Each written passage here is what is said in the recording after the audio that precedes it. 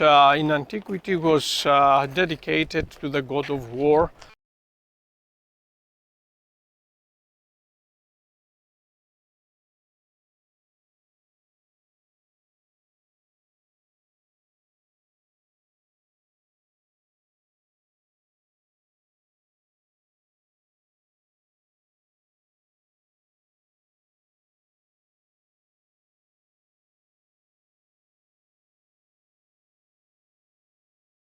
Hill is identified with oligarchy.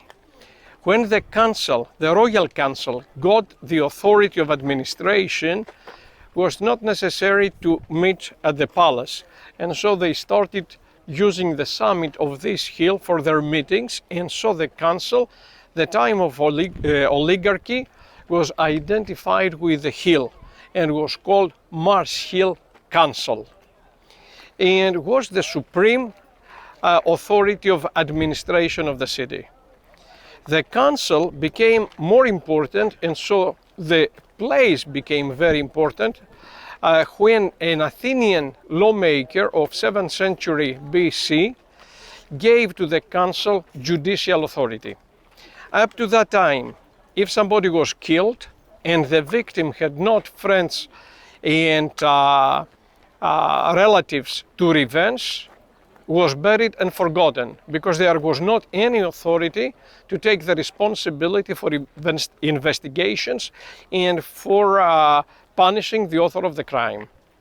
In the case the victim had people, friends or family, to revenge, then we have the beginning of a series of crimes called vendetta, which could last several generations, and during of which a lot of innocent men, that was only for men, could lose their lives.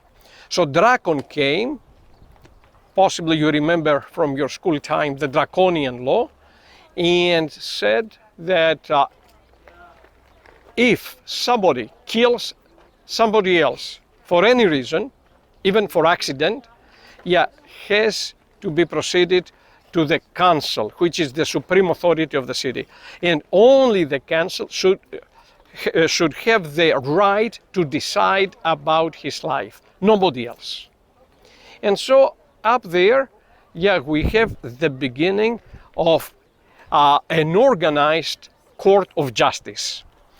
This is what made Athenians to build a retaining wall all around the rock. The rock is very rough, is very steep, like you see the retaining wall of the Acropolis.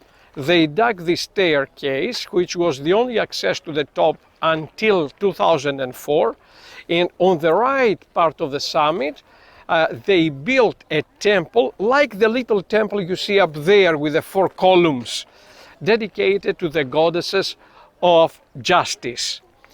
The rest of the summit was filled with dirt and was leveled, and at the top of it was built a marble theatrical structure, which was for the Athenian public, for the council, and also in the case of a court had a certain place, a bema for the accused one and another one for the accusers. The way from oligarchy to democracy gradually removed all the administrative authority of the council and gave that to the people. And the council remained judicial authority, especially judging homicide at the top of this place. That means that automatically the meetings of the council up there became very rare, and the marble structure up there was open to the public. So very quickly the place became popular to the different Athenian schools, who could go up there as groups to sit down opposite to each other and to debate, to dispute, to develop new ideas, and to use this place as a place for exchanging philosophical ideas. Now, obviously, this is the reason why when Apostle Paul arrived in the city in the middle of 1st century AD, and after he met the philosophers at the Agora, was invited to this place here to speak more about his preaching.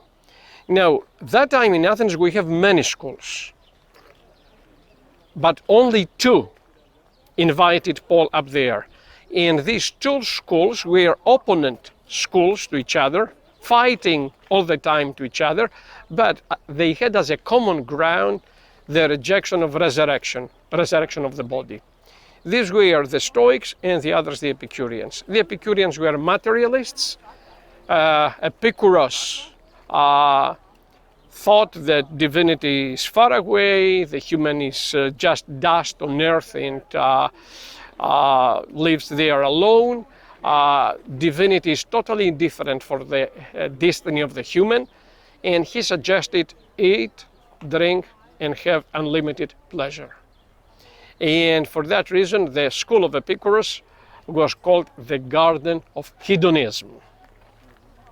Hedone means pleasure. And the others, the Stoics were the ones who considered the body as the prison of the soul.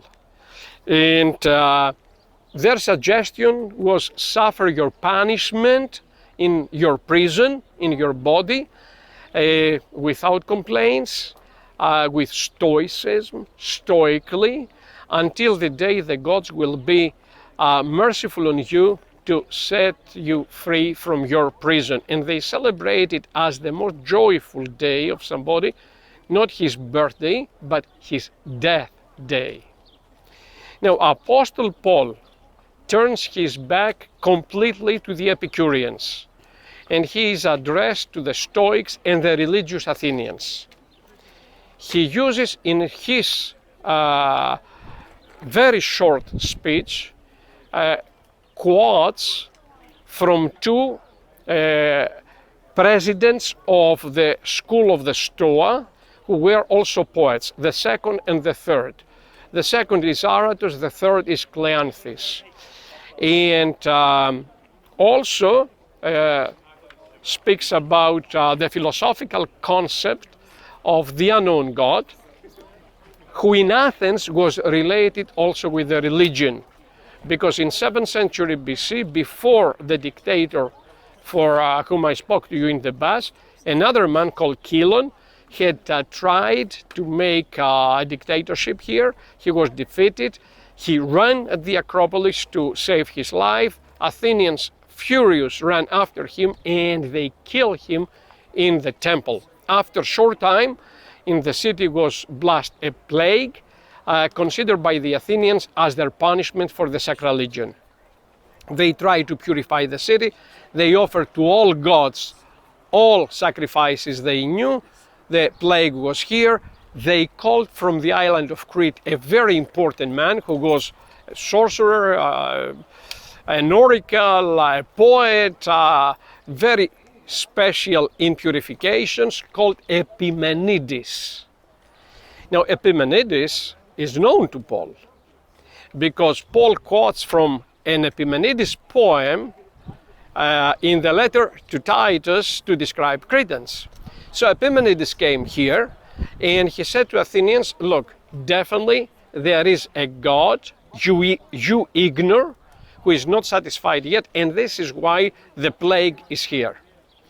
For that reason, we have to make an experiment. We have to pick the best lambs of the city to form a flock and to keep this flock 24 hours without food.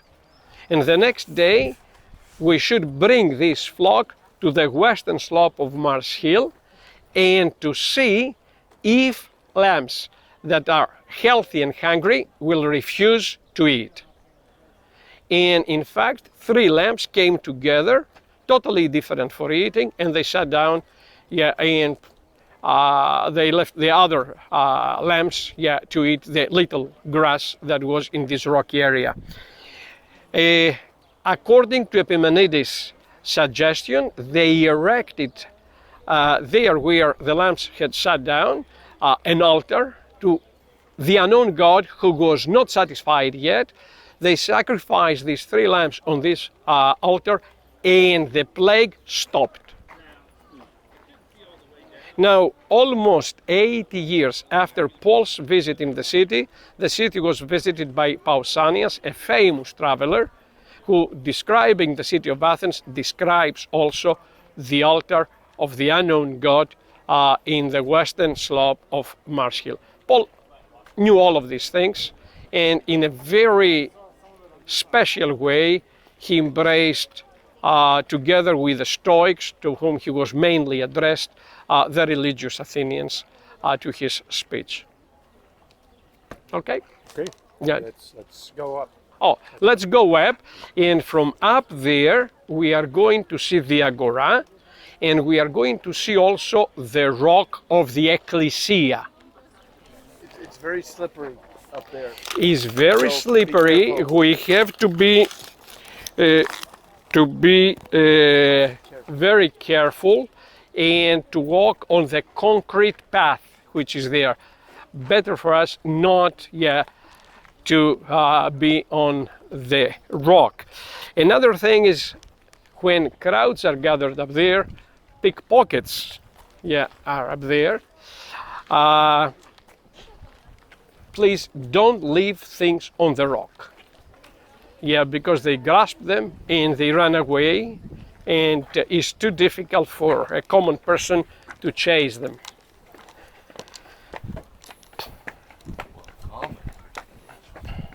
The old commoner.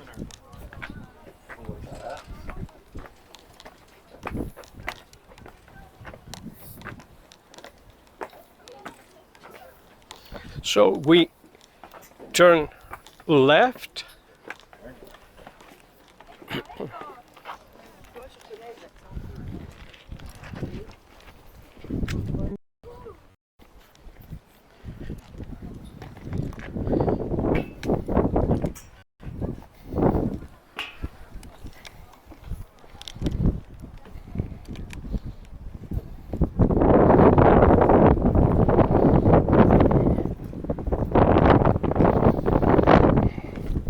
Let's continue,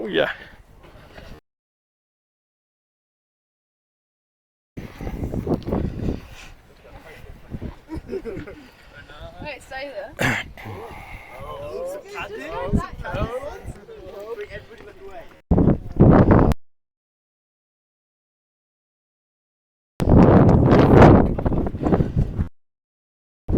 Let's go there better.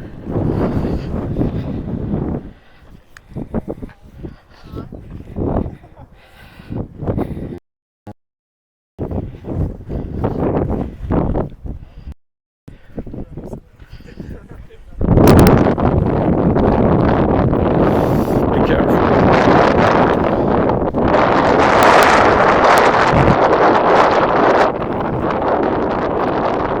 Be careful because our broken bottles here, glass bottles.